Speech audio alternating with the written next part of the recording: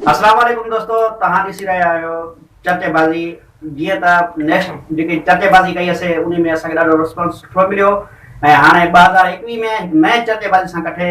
हेॾो जमालू वेठो आहे, हेॾो कमालू वेठो आहे। ॾिसूं था त हे हाणे 2021 जा कहिड़ा कहिड़ा चर्चा हणनि था। अचो त इंजॉय कयूं। जी हा, बिस्मिल्लाह कयो। अच्छा ही तो 2021 जो नओं स्पेशल चर्चो मोकल थी मोकल है। अरे कल अब जारे शबीर चौक ते बिठो इने वात पटी बिठो इने वात पटी बिठो इने 12 जो को तो शहर में आयो अला बाप करे तो ने किए बिठो है ते अलीगढ़ चौक ते इए बूथ कई बैठो है। हां हां जने बगल में तो के फरड़ी लिखती हुई वाला दे मो बेदी धपती बड़ा बड़ा पानी वाला बूथ ते विलका तो इंदा दी जा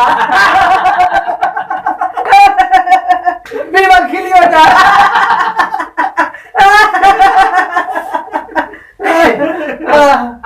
असा के तो सच्चे गियो जी धप में महसूस न थींदी आ तो के असा बात को धप महसूस कर बड़ा कुत्ते को नसा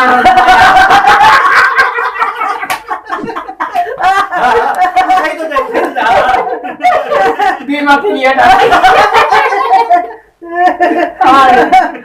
डोल मोहरा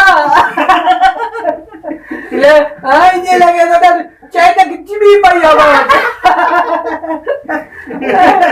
ओगो गिला से दीदी अरे मिट्टी या बोलू अल्लाह मार इन जो बूंद दिसी खेले छुट्टी दिया खिलू दादा बगल चश्मा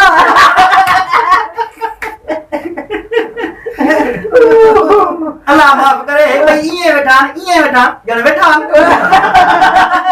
असा लगा तू मेरे तो मौला माफ करे असा कंपेयर ये बैठो जन बेटे पे बोलू बैठो इतने बोलू ना तेरे बोलू के बिजली रखवा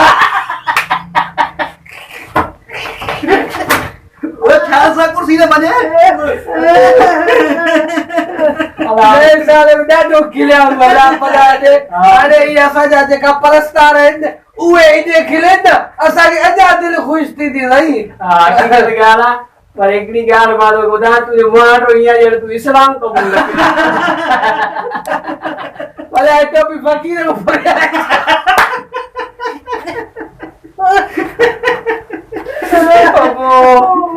वो चर्चा दी जमालू वो कल फकीर के पाता लिया जी इदी के पाता लिया अल्लाह पैसा ते बताई से ना न बाजा वो फकीर जे टोपी में पिने पे है खड़ी भागो जनवरी करन करके बस इने किया अल्लाह माफ करे ये टोपी आते ते दिए रखी मां सब पिनारो पिना को फकीर आना अरे अदबाजे परस्तारन से हाल वाला करो तो असाके चैनल सब्सक्राइब कर मौला ता हयाती दे अल्लाह कंदो डायरेक्ट मदीने नो खुदा कंदो ता रिज़्क में बरकत थींदी असा चैनल के सब्सक्राइब कयो असा वीडियो के लाइक कयो कमेंट कयो आई असा वीडियो के अगते पुजायो यार एडी मेहनत कयो ता ता जे लाए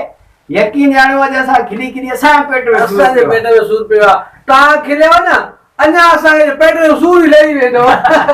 असा चैनल आशिक नवाज कॉमेडी के सब्सक्राइब कजो ए बेल जे आइकन के जरूर टाइप कजो इंशाल्लाह असा जी हाने हर वीडियो थियण वाली आहे ॾाढी मजेदार इंशाल्लाह मेहरबानी।